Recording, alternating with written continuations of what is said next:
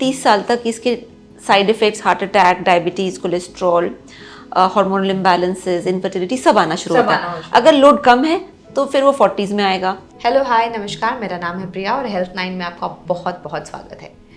आज हम कुछ नया जानने वाले हैं, कुछ बहुत ही मज़ेदार जानने वाले हैं और इसके लिए हमने बुलाया है डॉक्टर शिखा शर्मा को। Hello ma'am, thank you so much.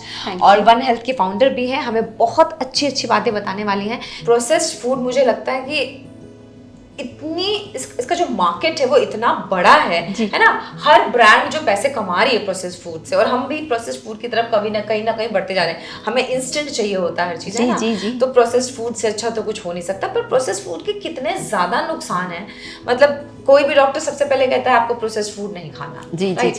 तो मैम, जब हम प्रोसेस्ड फूड खरीदें तो हम कौन कौन से ऐसे इंग्रेडिएंट्स हैं जिनको देख के हमें हमें मतलब अपने मन को ये समझा लेना चाहिए कि हमें ये नहीं खाना है? आपने बिल्कुल सही कहा। इनफैक्ट इसमें थोड़ा सा मैं ऐड करना चाहती हूँ कि according to the latest study ये देखा गया है कि प्रोसेस्ड फूड तमिलनाडु, केरला, पंजाब, कर्नाटका, इसमें बहुत तेज़ी से खाया जा रहा है, बहुत तेज़ी से बढ़ रहा है। और यही नहीं, शहरों में ही नहीं, हमको लगता है देखिए कि हम सिर्फ शहरों में प्रोसेस्ड फूड खा रहे हैं, नहीं, गाँव में भी खाया जा रहा है। हाँ। और गांव में तो उनके पास जो एक इकोनॉमिक या फाइनेंशियल बहुत लिमिटेड रिसोर्सेज हैं, उसके बावजूद खाया जा रहा है। और क्या खाया जा रहा है? Instant noodles. बिल्कुल सही कहा आपने, ये इंस्टेंट नूडल्स तो मतलब हर जगह मिलते हैं। अगर आप यहाँ से कश्मीर से कन्याकुमारी जाएं, किसी भी ढाबे पे रुकेंगे तो आपको इंस्टेंट नूडल्स मिल जाएंगे। पहाड़ों पे लोग फोटो खिंच जाते हैं ये नूडल्स के साथ ना, ऐसा लगता है कुछ बहुत बहुत अमेजिंग चीज हो गई। जी, अब आप देखिए कि चाहे इंस्टेंट नूडल्स हो या जो भी इंस्टेंट फूड हो या पैकेज फूड हो, इसको एक एपेटाइजिंग और अच्छा रखने के लिए क्या क्या उसमें डाला जाता है।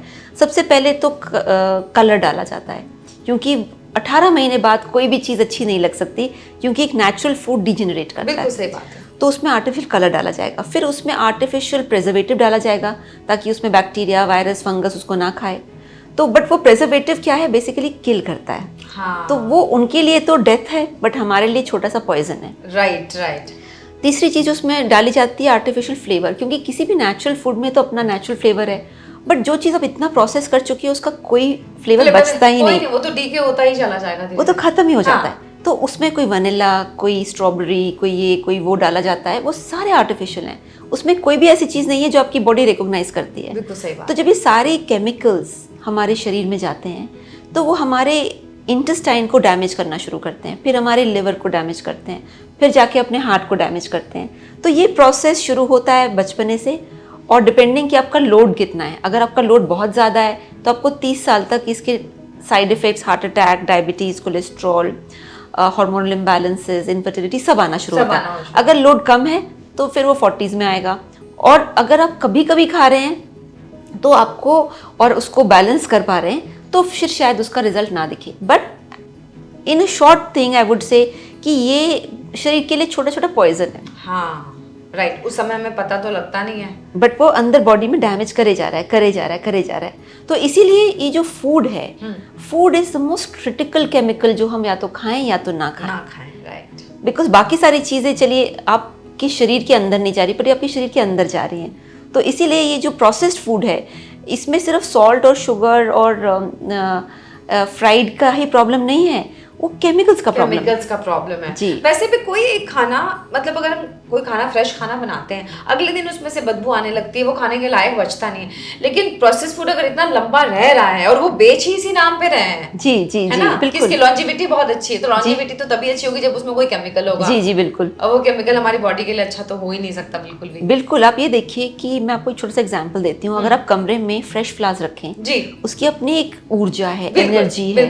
आप कमरे में प्लास्टिक फ्लावर्स रखें, उसमें वो रेडिएट नहीं करता। नहीं, बिल्कुल भी नहीं। तो यही डिफरेंस है कि एक प्लास्टिक चीज़ में, एक आर्टिफिशियल चीज़ में और एक नेचुरल में। तो खाना जो, जिससे हमारा एक एक चीज़ बनता है, हमारा स्किन बनता है, हमारा हार्ट बनता है, लंग्स बनता है, हर चीज़ खाने से बनता है। तो वो हम कैसे वो खाना खा सकते हैं जो इसको सपोर्ट ही ना करे? बिल्कुल सही बात है। और प्रोसेस्ड फूड की सबसे बुरी बात ये है कि बचपन से ही खाना शुरू हो जाते हैं। हाँ, टेस्ट है ना, टेस्ट। हाँ, बिकॉज टेस्ट अगेन उसको वो आर्टिफिशियली फ्लेवर किया जाता है, वो ना अट्रैक्ट करता है अपनी तरफ।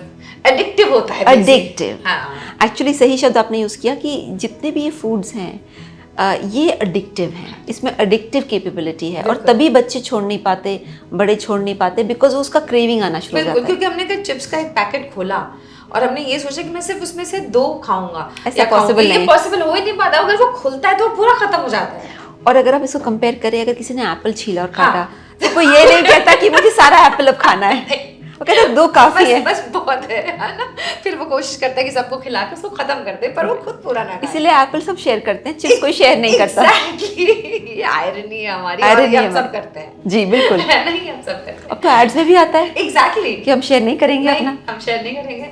तो मतलब, और ये सच में ये इतना ज्यादा बढ़ गया है कि बिजनेस उनका बढ़ता जा रहा है और हमारी हेल्थ खराब होती चली जा रही है। बिजनेस तो बहुत बेइंतहा बढ़ रहा है। आप ये देखिए कि अमेरिका में जहाँ पे ये पूरी हेल्थ की बातचीत हो रही है, जब ये इंडस्ट्री नेसेंट थी, छोटी थी, तब वहाँ पे ओबेसिटी 20-25% की अंतर रहती थी।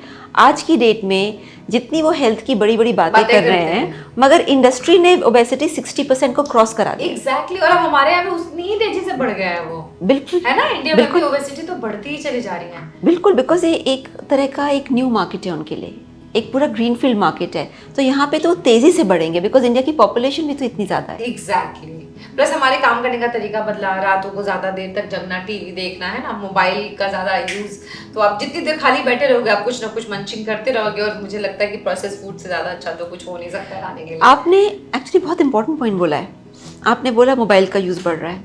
ये दोनों रिसर्च ने ये कहा है कि जैसे जैसे मोबाइल का यूज बढ़ा है, हाँ, वैसे वैसे इस फास्ट फूड का कंजम्पशन भी बढ़ा है। बिल्कुल सही बात। क्योंकि जब आप मोबाइल में बिजी रहते हैं, आप कोई मूवी देख रहे हैं, आप कोई कुछ भी गेम खेल रहे हैं, तो आपका मन नहीं करता जाके किचन में कुछ बनाए, और पता ही नहीं लगता कि हम खाते चले जा रहे हैं और कुछ देख रहे हैं। तो वो जनरेशन जो सबसे ज्यादा डिजिटल यूजेज कर रही है, उसका कंजम्पशन एक्चुअली ज्यादा बढ़ रहा है, क्योंकि बाकी लोग तो फिर भी किचन से कुछ बना लेते हैं, चले जाते हैं, एक ब्रेक ले लेते हैं, बट जो मोबाइल जनरेशन है उसको तो बहुत ही अच्छा लगता है कि 4-5 चीजें इसके पैकेट यहाँ रखे हो, हाँ, है ना, और एग्जैक्टली, और अगर सेलिब्रेट भी करना है, अगर समय भी है, संडे भी है, तो डायल और पिज्जा, राइट तो आप डायल कीजिए, पिज्जा घर आएगा। तो इसीलिए ये दोनों चीजें साथ एक तरह का आप कह सकते हैं कि डबल वैमी है।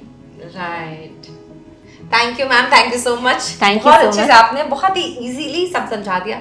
अगर आपको हमारा वीडियो पसंद आया है, लाइक शेयर कमेंट जरूर कीजिएगा, और अगले वीडियो में मैम से क्या जानना चाहते हैं ये भी जरूर बताइएगा। तब तक के लिए